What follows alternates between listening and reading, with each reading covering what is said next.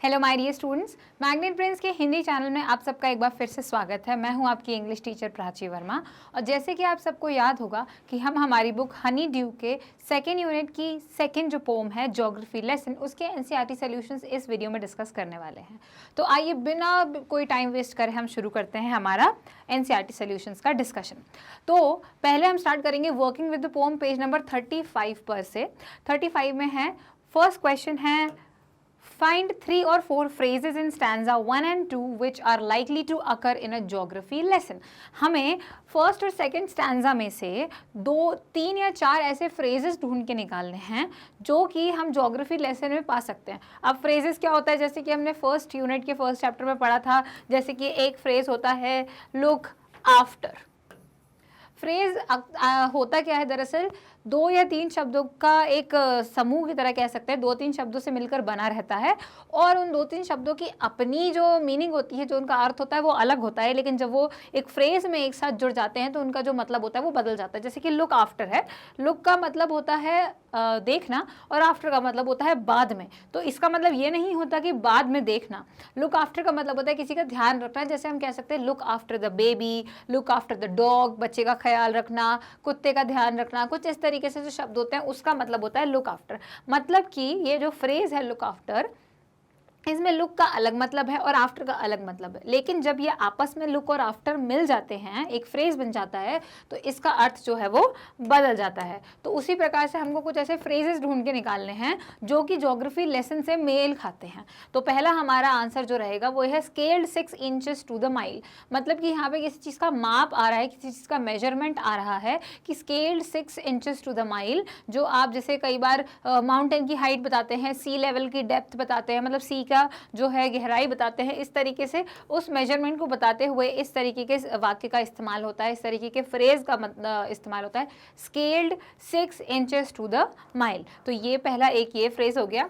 दूसरा हो गया वैलीज वर पॉपुलेटेड। जब भी हम कभी लैंड, पहाड़, घाटियाँ, इन सब चीज़ों के बारे में हमारे भूगोल के क्लास में पढ़ते हैं तो हमारे सामने आता है घाटियों के बारे में, जो कि यहाँ वैलीज दी गई हैं और ये बताते हैं कि कौन सी ऐसी घाटियां हैं जहाँ पर किस प्रकार के पेड़ लगते हैं, तो वहाँ पे लोग रहते हैं नहीं रहते हैं, उनके लिए वहाँ रहना सही होता है कि नहीं होता है। तो इन जगहों पर हम ये ज़रूर पढ़ते हैं कि उन वैलीज़ में लोग रहते हैं कि नहीं रहते, और वही बात यहाँ कही गई है कि वैलीज़ आर पॉपुलेटेड। उसके बाद आता है land and water attracted man. तो ये सबसे ज़्यादा आसानी से मिल जाने वाला एक फ्रेज़ या सेंटेंस कह सकते हैं कि लैंड और वाटर जो है, ज़मीन और पानी जो है, वो एक इंसान को, वो हमें मनुष्य को अट्रैक्ट करता है, अपनी ओर आकर्षित करता है। और इसीलिए हमारी जो सिविलाइजेशन है, हमारा जो विकास है, वो सब कुछ कहाँ से शुरू हुआ है, पानी के तटों से शुरू हुआ है, या जहाँ पर ज़मीन अच्छी उपजाऊ पाई गई है वहाँ से ही हमारा पूरा जो विकास है वो शुरू हुआ है। तो हमारे पास ये 3 फ्रेजेस हैं, scaled 6 inches to the mile, valleys were populated और land and water attracted man. तो ये है हमारे फर्स्ट क्वेश्चन का आंसर। सेकेंड है seen from the window of an airplane the city appears. Question ये पूछ रहा है कि अगर हम एयरप्लेन की जो विंडो है, खिड़की है, वहाँ से हम देखें तो हमको सिटी कैसी दिखती है। अपीयर मतलब कैसी नज़र आती है। तो यहाँ 3 ऑप्शन दिए हैं जिसमें हमको राइट आंसर को मार्क करना है। ऑप्शन है एज हैप्पीजैट एज ऑन ग्राउंड। हैप्पीजैट मतलब अव्यवस्थित, तो क्या वो ज़मीन पे जैसी अव्यवस्थित लगती थी, क्या वो ऊपर से भी वैसी अव्यवस्थित लग रही है? नहीं, ये तो बिल्कुल भी नहीं है, क्योंकि हमारे पोएट ने ये चीज़ कही भी थी कि जो सिटी है, जब मैं उसको मार्केट में या बीचों बीच कहीं खड़े होकर देखता हूँ, उस भीड़ में खड़े होकर देखता हूँ, तो मुझे बिखरी हुई नज़र आती है, लेकिन जब मैंने उतने ऊँचे आसमान से देखा तो एकदम जमी हुई, मुझे ज्योमेट्रिक जैसे ज्योमेट्री की तरह वो एकदम बटी हुई बिल्कुल बढ़िया तरीके से मुझे दिख रही थी। As neat as a map, हाँ, साफ सुथरी और मैप की तरह जमी हुई तो दिख रही थी, लेकिन मैप के बारे में कोई बात पोएट के द्वारा नहीं कही गई है, तो हम इस ऑप्शन को भी नहीं चुनेंगे। लेकिन हमारा आखिरी ऑप्शन है एज डेवलप्ड एज नेसेसरी। मतलब अपनी सहूलियत, अपनी सुविधा के अनुसार जो है उसने अपना विकास किया है, शहर ने अपना विकास किया है, जो कि ये सही आंसर है। तो हमारा सही आंसर होगा as developed as necessary। Which of the following statements are examples of the logic of geography? एक लाइन आती है हमारी पोम में the logic of geography, जिसमें ये बताते हैं कि इंसान जो है वो भूगोल के अनुसार ही अपना जो है जीवन ऐसी जगह पे स्थित करता है, अपना घर एक जगह पे स्थित करता है। कैसे? भूगोल के अनुसार। और भूगोल के अनुसार का क्या मतलब है कि ज्योग्राफी उसे क्या क्या दे रही है।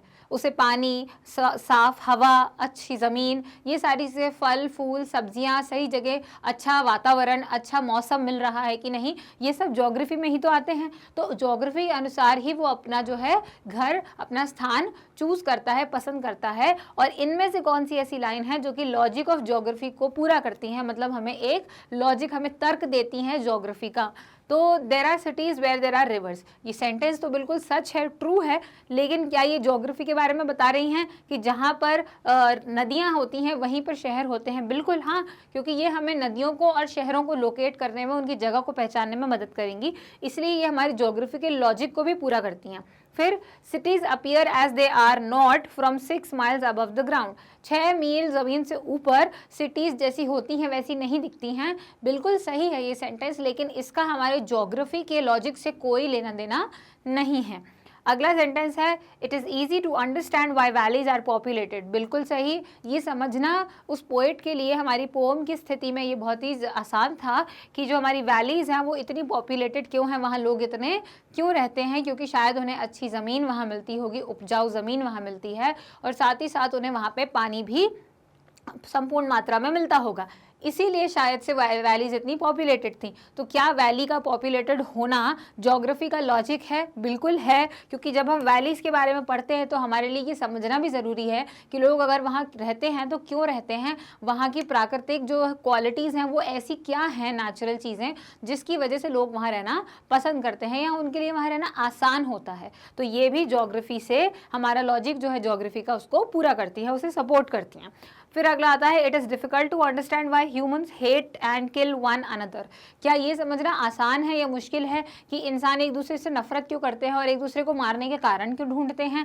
ये समझना तो बहुत मुश्किल है, लेकिन जो ये बात है वो सही है, पर उसके बावजूद ये हमारी ज्योग्राफी से इसका कोई लेना देना नहीं है, क्योंकि ये बात हमारे भूगोल के नक्शे की बात करें, शहरों की बात करें, नदियों की बात करें, पानी की बात करें, तो उसके बाद से इनका कोई लेना देना नहीं है, कोई कनेक्शन ही नहीं है हमारे एक दूसरे से नफरत करने में और नदियों के पास घर बनाने में, इसका कोई भी मेल नहीं है, इसलिए ये सेंटेंस नहीं होगा। आखिरी सेंटेंस है, the earth is round and it has more sea and land. Earth जो है वो गोल है और उसके पास नदी ज़्यादा है और ज़मीन उसके मुकाबले कम है। ये सेंटेंस बिल्कुल करेक्ट है। उसके साथ साथ ये हमारी ज्योग्राफी के लॉजिक को भी पूरा करता है कि अर्थ जो है वो गोल है और अर्थ पे पानी ज़्यादा है ज़मीन के मुकाबले। तो हमारा इससे ये समझ में आ गया कि हमारे ये 3 सेंटेंसेस हैं, ये 3 वाक्य हैं जो कि हमारे ज्योग्राफी के लॉजिक को सपोर्ट करते हैं। तो हमारा अब ये आंसर भी कंप्लीट होता है। Mention 2 things that are clear from the height and not clear from the height. हमें 2 ऐसी चीज़ें मेंशन करनी हैं जो ऊंचाई से साफ साफ दिखती हैं और एक ऐसी भी करनी है जो ऊंचाई से साफ साफ नहीं दिखती है।